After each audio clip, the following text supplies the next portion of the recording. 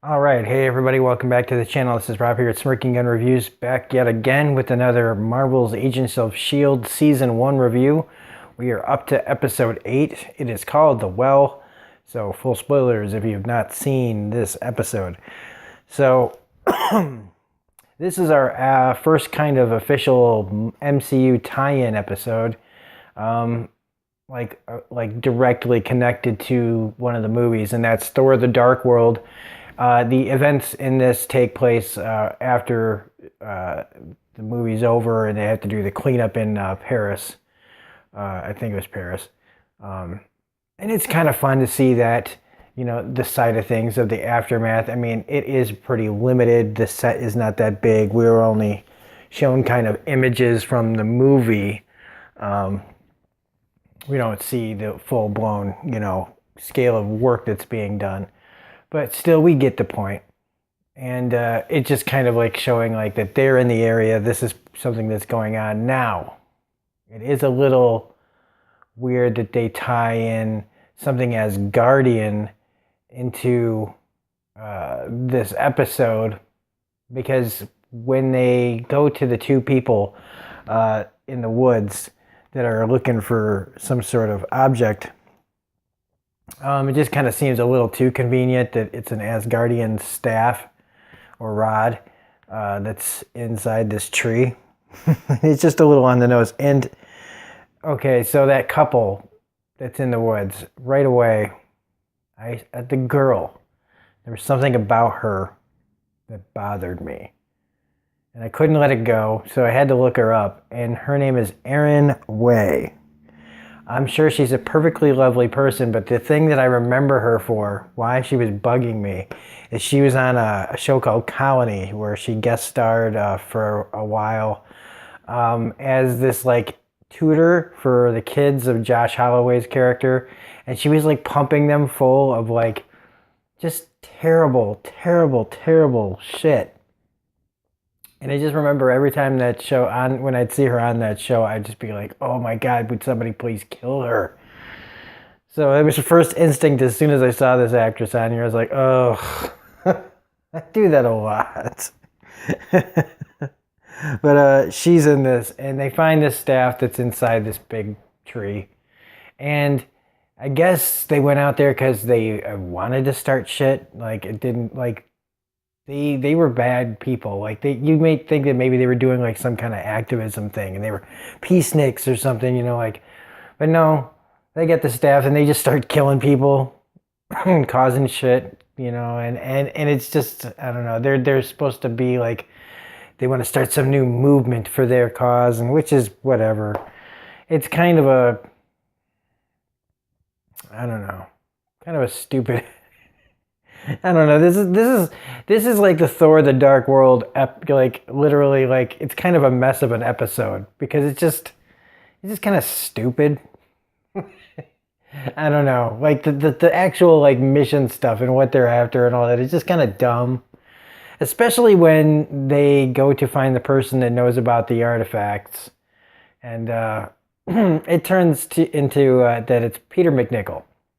Now, when they say that, they're going to talk to a professor who knows this stuff, it's cool to see Peter McNichol. I really like him. He doesn't I don't see him in a lot of stuff, or at least I don't watch stuff that he's in. But I remember him back on Ally McBeal, and even though that's a show that I shouldn't watch, whenever I did see him in it, I always really liked him. And so he's here as this expert. And then it turns out that he's Asgardian. And the first thing I thought of was, come on, this is who you pay, like, you give us this. It almost felt like they were telling us we don't have the money for somebody who actually looks Asgardian, or somebody, like, they don't, I don't know, there's like an idea in your head of what an Asgardian looks like, and it's not Peter McNichol. And so the first time I saw this, I remember being just really judgmental about it, like, oh, come on. And now I realize what they did here is they took that like idea of the stereotypical Asgardian that you might think in your head, or like somebody that hears stories about Thor and where he's from. The thing you probably imagine is everybody's as big and beautiful as they are, and instead you have to realize, that their worlds are still made up of regular ass people that looked just like Peter McNichol, and I like that. I like that this guy was just a soldier. You know, he was a nobody who became a soldier and stayed behind. And you know what? That's a really, really cool idea. I like that quite a bit. Because he's just like, well, who's gonna notice? As long as I don't, start no shit, who's gonna notice? But I don't know. Hemdall would notice probably that this guy never dies, but I don't know. I don't know how close they pay attention. So that aspect of it was all right, but then it just became kind of like just dumb. Him taking off with the staff, that of course them finding it and they fight about it, and it's just, Ward touches the staff, and in this part, it's kind of important through the overall arcing of his character on the show is him remembering, which you think it's him in the well, but instead it's somebody else that's in the well, and he is stopped. Well, he lets his brother stop him from giving a rope to a kid that you presume drowned, and it's like this really, really bad memory. And it's causing Ward to feel really guilty and lash out and things like that. And it's again, knowing what we know now, if you've watched all of the series, why you can tell why this would be bothering him. But it's not for the reason you might think. It's really, the reason that's bothering him is because he doesn't want to be reminded of what he's actually doing. And so the guilt that he's feeling for this is also affecting that. So he had a good little arc, but then, May picks it up and just kicks ass. And I love that, they ask that question at the end of the episode where he's like, how'd you pick him up? What did you see? And she's like, nothing I don't see every day, dude. So basically, he's just showing us and Ward how much stronger she is than he is.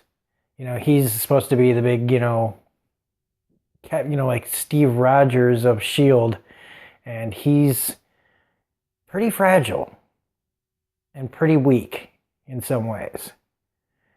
Just that he can't even hold a candle to May. I don't know if that bothers his ego or not, but by the end of the episode, yeah, we're at the May Ward, friends with benefits or agents with benefits. So that's happening now. But I mean, I guess I get it. They don't have a way to.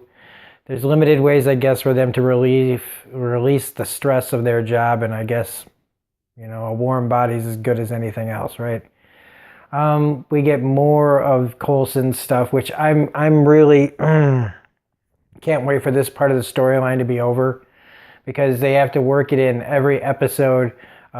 Phil explaining how he died at the Battle of New York and how it changed him, and I was dead for how many seconds. And the story is being written to tell that story over and over and over again, to the point where I'm just like, shut up. But at least we get to, starting to get more and more revelations revealed. Little by little, they're doling this out, and I know at some point it'll be over. It's just wearing a little thin at this point. 8 episodes in, and we are just still cramming that down our throats. It doesn't take away from the performance or anything, which again, everybody's performances in these, like Gemma and Fitz just becoming more and more close, and just, it's, again, I'm, like I said before, I'm reminded of, I did not appreciate this show the first time through. Maybe not even the second time through, or at least this first season. This is like the third time I think I've seen the first season.